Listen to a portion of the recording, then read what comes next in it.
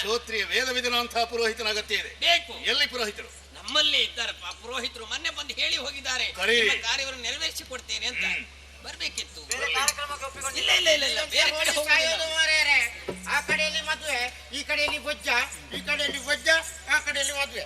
ಏನು ಪುರೋಹಿತ್ರೆ ನಿಮ್ಮದು ಆ ಕಡೆಯಲ್ಲಿ ಬಪ್ಪೆ? ಭಟ್ರು ಜೋರು ಮಾಡುದು. ಏನ್ ಭಟ್ರೆ ನೀವು ಬರೋಗ ತಾಟ ಅಂತೇಳಿ ನಾನೊಂದು ಬೊಜ್ಜಕ್ಕೆ ಹೋಗಿ ಬಂದೆ.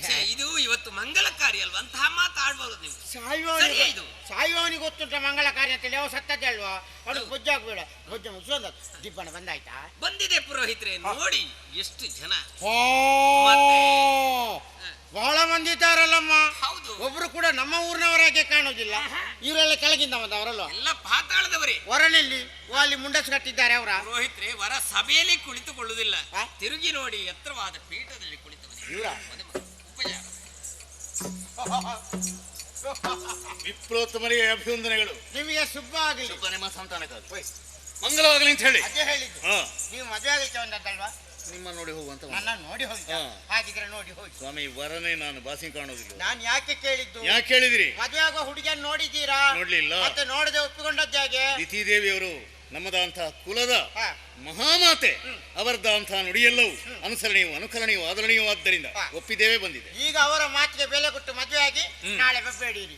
ಅಯ್ಯೋ ದೇವ್ರೆ, ನಾನು ಹುಡುಗಿಯನ್ನು ನೋಡಿದೆ, ಕೆಟ್ಟೆನಲ್ಲ. ಅವಳ ಕೈ ಸರಿ ಇಲ್ಲ, ಅವಳ ಕಾಲು ಸರಿ ಇಲ್ಲ, ಅದು ಸರಿ ಇಲ್ಲ, ಇದು ಸರಿ ಇಲ್ಲ ಅಂತ ಭಯಪಟ್ರೆ ಹಾಗೇನಾದ್ರೂ ಉಂಟಾ? ಒಂದು ಹುಡುಗಿಯನ್ನು ಮದುವೆ ಮಾಡುವಾಗ 1000 ಸುಳ್ಳು ಹೇಳ್ಬಹುದು, ಅಪರಾಧ ಅಲ್ಲ, ಗೊತ್ತುಂಟಾ? ಸ್ವಾಮಿ, ಬ್ರಾಹ್ಮಣರು ವೇದವಿದರು ಅಂತ ಅರ್ಥ. ಹೇಳಿದ್ದೆಲ್ಲ ಅನುಸರಣೀಯವೂ ಹೌದು.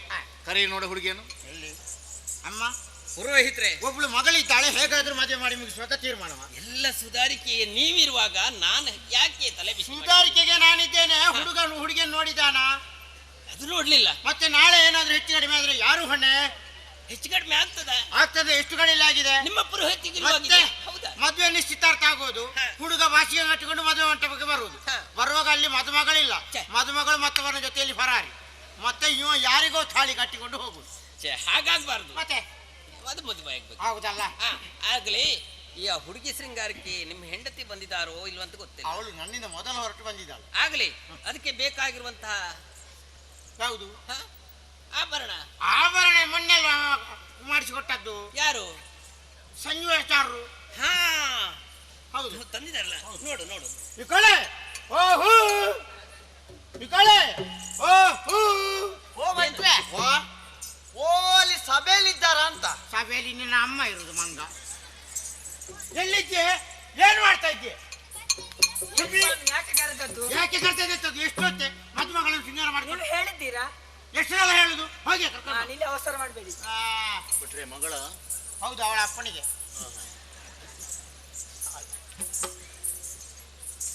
ನೋಡಿ ಮದುಮಗಳು ಹೇಗೆ ಆಗ್ಬೋದು ನೋಡಿ. ಇದೇ ಹುಡುಗಿಯಲ್ಲ? ಹೌದೌದು, ಅದೇ. ನಿಮ್ಮಂತಹ ಬ್ರಾಹ್ಮಣೋತ್ತವರನ್ನು ನಿತ್ಯ ಕರೆದುಕೊಂಡು ಹೋಗಿ ಅನ್ವೇಷಣೆ ಮಾಡಿದ್ದೇವೆ ನಾವು ಪಾತಾಳದಲ್ಲಿ. ಎಲ್ಲಿಯೂ ಕೂಡ ಅನುರೂಪ ಅಂತ ಮದುವೆ ದೊರೆಯಿದೆ. ಎಲ್ಲ ಮಾದಕ ಸೌಂದರ್ಯದಿಂದ ಒಪ್ಪುವಂತಹ ಹುಡುಗಿಯರೇ ಇರುವುದು. ನಮ್ಮ ಅರಮನೆಯನ್ನು ಬೆಳಗುವಂತಹ ಕುಲದೀಪ ಎಲ್ಲಿಯೂ ಕಾಣಲಿಲ್ಲ. ಈ ಸಮಯದಲ್ಲಿ ಇವಳನ್ನು ಕಂಡು ಎಂತ ಮೋಹಕ ಸೌಂದರ್ಯ, ಮುಖ ನೋಡಿದರೆ ಸಾಕಾಗ್ತದೆ. ಅಪೂರ್ವಂತಹ ತೇಜಸ್ಸು, ನಮ್ಮ ಅರಮನೆಯನ್ನು ಕುಲವನ್ನು ಬೆಳಗುವಂತಹ ಒಂದು ದೀವಿಗೆ ಸರಿ. ಆ ಮುಖದಲ್ಲಿರುವಂತಹ ಕಣ್ಣುಗಳೇ ಸಾಕು ನಮ್ಮದಂತಹ ಭಾವಿ ಭವಿಷ್ಯತ್ತಿನ ಆ ಬಾಳು ಬಂಗಾರ ಆಗ್ತದೆ ಅಂತ ತಿಳಿಯಲಿಕ್ಕೆ. ಸ್ವಾಮಿ, ಆ ಕಣ್ಣಿನ ಕೆಳಗಿರುವಂತಹ ರೇಖಾ ವಿನ್ಯಾಸ, ಮೂಗಿನ ಕೆಳಗಿರುವಂತಹ ಕೋನ ವ್ಯತ್ಯಾಸ, ಕನ್ನಡಿ ಕೆನ್ನೆ ಗುಳಿ ವ್ಯತ್ಯಾಸ ವ್ಯಾಸ ಎಲ್ಲವನ್ನು ಪೂರಕವಾಗಿ ಹೊಂದಿಸಿದಾಗ ರೇಖಾಗಣಿತ ಸ್ಫುಟದಲ್ಲಿ ಉತ್ತಮವಾದಂತಹ ಶೃಂಗಾರ ಸಾರವನ್ನೇ ಉಣಿಸುವ ಹಾಗೆ ಅಪೂರ್ವ ಸೌಂದರ್ಯದ ಕನೆ ಆದೀತು. ಅಮ್ಮ, ನಮ್ಮ ಅಮ್ಮನಿಗೆ ಒಪ್ಪಿಗೆ ಉಂಟಾ? ಹೇಳಿ. ಹೇಗಮ್ಮ, ಇವತ್ತಿನ ವಾರ ಆಗಬಹುದಾ? ಸರಿ, ಹಾಗಿದ್ರೆ ತಡ ಮಾಡೋದಕ್ಕೆ ಎಲ್ಲ ವ್ಯವಸ್ಥೆ ಆಗಿದೆ. ಹೌದು. ಸುಡುಮತ್ತಿನವರಿದ್ದಾರ, ಒಳಗದವರು, ಅಂತರ್ಮಠ ಹೂವಿನ ಮಾಲೆ ಎಲ್ಲ ತಯಾರುಂಟ. ನೀವೇನೇ ಮದುಮಗನ ಹಾಗೆ ಕೂತದ್ದು? ಈ ಕಡೆ ಬನ್ನಿ. ಮದುಮಗನ ಹಾಗೆ ಕೂತದಲ್ಲ, ಮದುಮಗನೇನು ಗೊತ್ತುಂಟು ನನಗೆ. ಅಲ್ಲೇ ಕೂತ್ರೆ ಮದುವೆ ಆಗುದಿಲ್ಲ. ಸ್ವಾಮಿ, ಕೆಳಗಿನಿಂದ ಮೇಲೆ ಬಂದದ್ದು ಬಹಳ ಆಯಾಸಗೊಂಡ ಕಾರಣ ಕೂತದ್ದು. ದೊಡ್ಡ ಹೊರೆ ಹೊತ್ತುಕೊಂಡು ಬಂದದ್ದು. ಹೊರೆ ಆದ್ರೂ ಕೂಡ ದಾರಿ ಇಲ್ವ ಸ್ವಾಮಿ?